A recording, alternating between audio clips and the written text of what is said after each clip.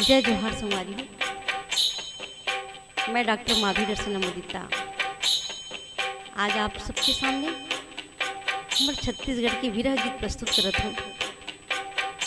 Harmonium में साथ देते गुरुवर डॉक्टर रामनाथ साहू नमके जी और सुनथन और वो विरह गीत ला अपन जीवन के अनुभव से जोड़ के आनंद लेते हैं।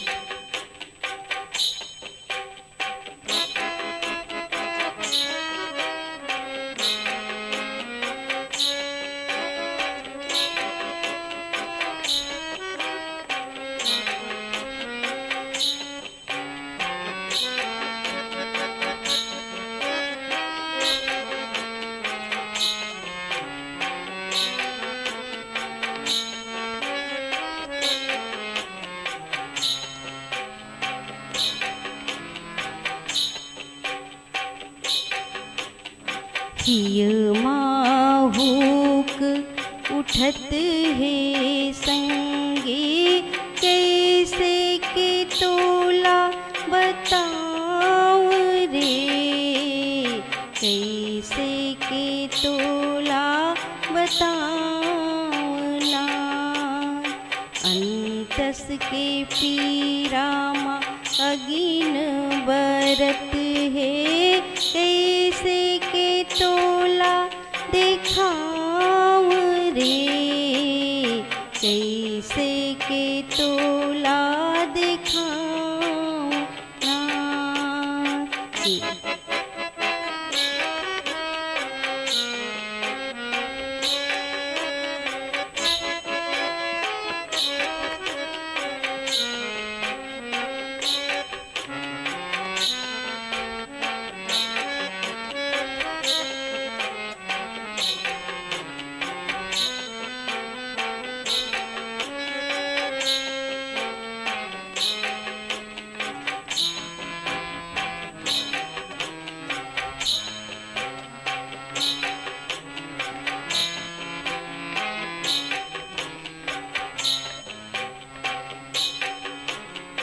माया के सुआहा बासत रही थी, खुद कत मन हा नाचत रही थी।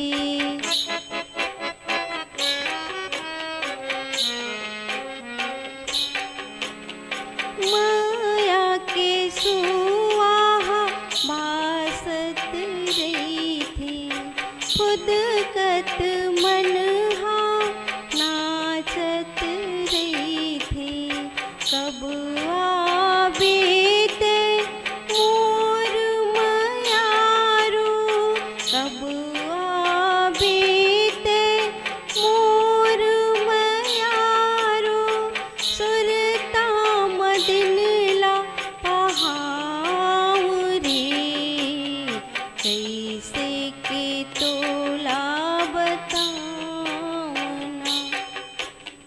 हिय माहूक उठत है संगे कैसे के तोला बताऊं रे, कैसे के तोला बताऊं ना।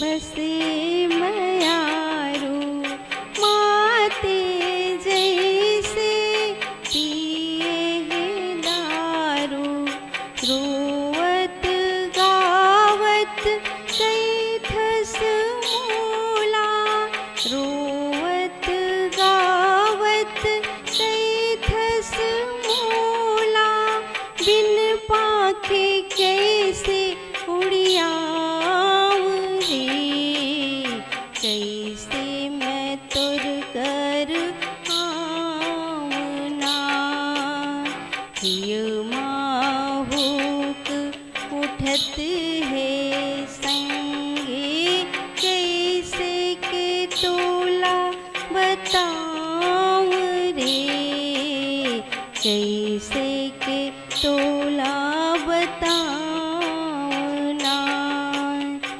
अंतस के पीरामा अगिन बरत है कैसे के तोला दिखाऊं रे कैसे के तोला बताऊना कैसे के तोला बताऊना कैसे के तोला बताऊना